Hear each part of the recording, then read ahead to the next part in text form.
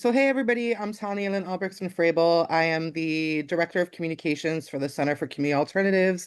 We are a statewide organization with offices in Syracuse, Rochester, New York City, and then we also do work across the state.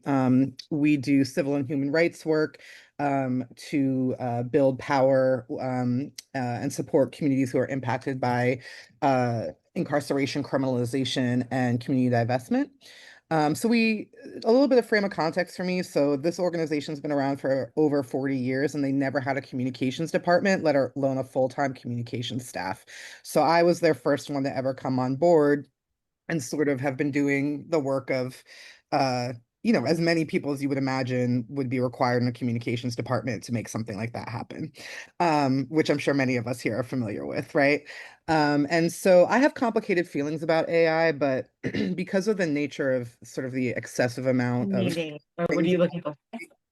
um, I've been finding it really interesting trying to build out GPTs that I can use to help me draft copy that I can then use as sort of a rough first draft and then finesse into something more final and usable. And I've been playing around with that in a number of different ways, whether it's like creating drafts of press statements or press releases.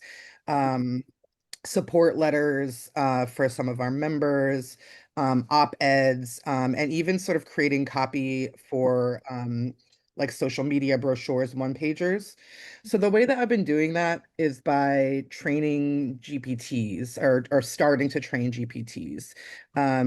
So I have a couple of them that I've built here, but I can kind of show you how I've done that. So you'll go into GPT and you'll go to create and you can name your GPT, you can write a description of it, and in here is where you put the instructions, right? So this is sort of how you give it all of the things it needs to be able to do in order for it to do what you're asking of it. And what I've found is that the more specific you are about what you ask it to be able to learn how to do, the better it is. One of the tools that I've found especially helpful in drafting these is the Actions GPT that's provided by ChatGPT. So this helps you to sort of like, say, this is the thing I want it to be able to do. Can you help me teach my GPT how to do that? Right. And then it'll give you language that you can then, sorry, my bar is in the way. And then it'll give you language that you can then address and put into this sort of instruction part.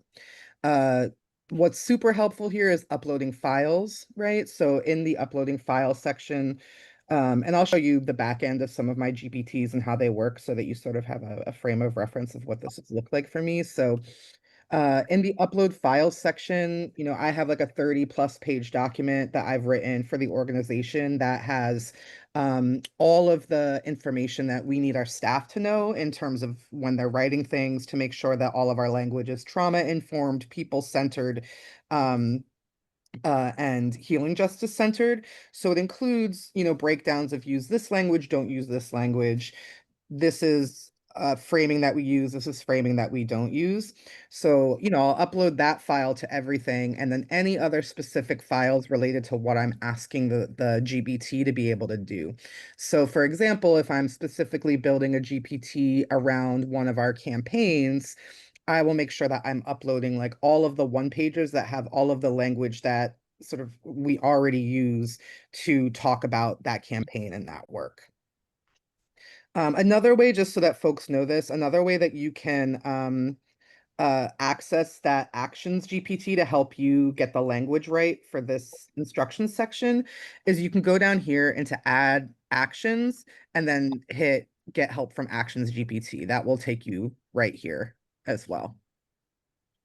So over here on the left, after you build your GPTs, they'll put them in here. You can choose whether you want to share those with another colleague, if you want to make them public, or if you want to keep them private just to yourself. All of my GPTs are private. So I'm going to show you two that I've been working on building so far. So for example, I've built out an op-ed draft builder, right? So we sort of regularly draft op-eds from all manner of different types of authors, and I collaborate with folks to do those.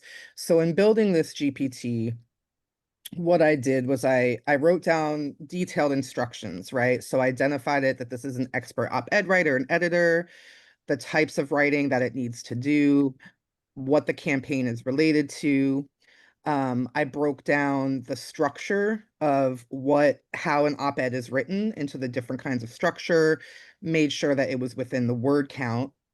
And then I gave it specifications in particular, because sometimes I think if you've noticed, you can put a bunch of writing into ChatGPT and it'll spit something out to you that is okay, but uses conventions that are increasingly really obvious that they were like written by AI, right? Which reduces the credibility of the work that you do overall. So even if I'm putting into my GPT something that I've written on my own, it'll translate it into using some of these conventions.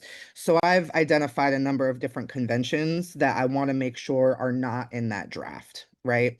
And then some of the things that are important for us in terms of how we frame. And so that sort of builds that all out. And then I make sure that it relates back to all of the different files that I've shared with it, right? So in this, I train people on how to write op-eds. So I've uploaded the document for my curriculum that breaks down like how an op-ed is written, our language and framing document, and then a number of different materials that we have that have existing language around the campaign as it is, right? So I can show you sort of in action what this looks like. So let's say, for example, I've written a speech, right, for one of our members, right? So I've gone through the whole process with my community member. We have done our interviews, we've gone back and forth. I've written a speech that they used at a public event, right? And so I want to take that. The speech was amazing. I want to take that and I want to be able to turn this now into an op-ed that I can pitch to different uh press platforms. So I'm gonna write uh take this speech and turn it into an op-ed. So I just copy and paste the full speech that I've already written and I hit enter. Sometimes this will come up, particularly if this content might violate our usage policies. That will sometimes come up if there's something related to violence in the piece.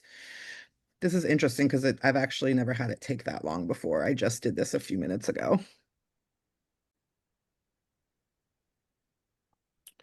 Um,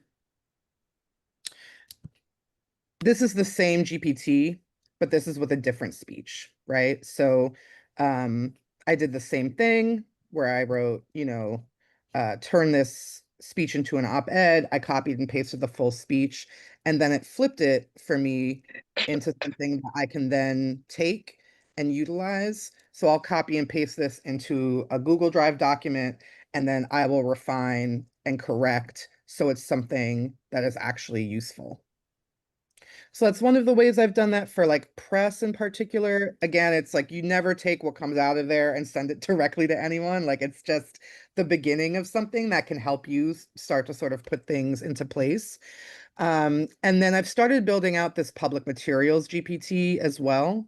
So we create tons of brochures, one-pagers, e-blasts, social media pieces that help to amplify like outreach for the 50 plus 60 programs we have across the state.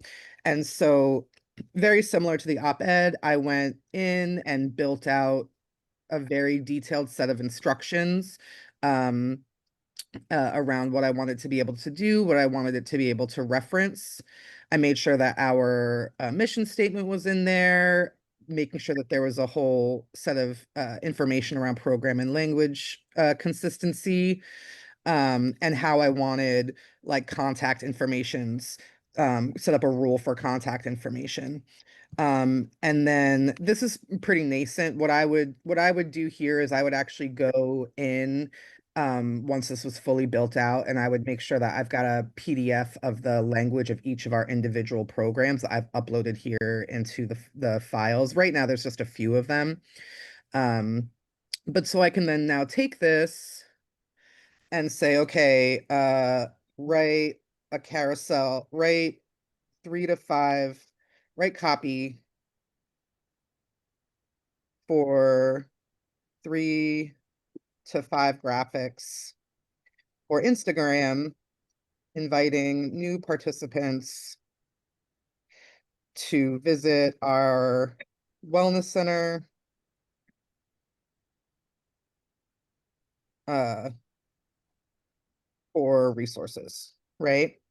And then, what I'll do then is, so this is like on our website, this is the program page. So I'll write reference the language on these pages. And so I'll plug them in. So I've got 2 different pages that I wanted to be able to reference, that we have language that that's already our public facing language, already exists in the world. And I'll plug that in.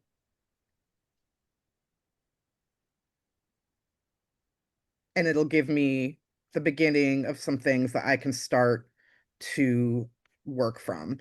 And again, we won't use this directly, but we'll use it as sort of a frame that we can start to build from. This is awesome.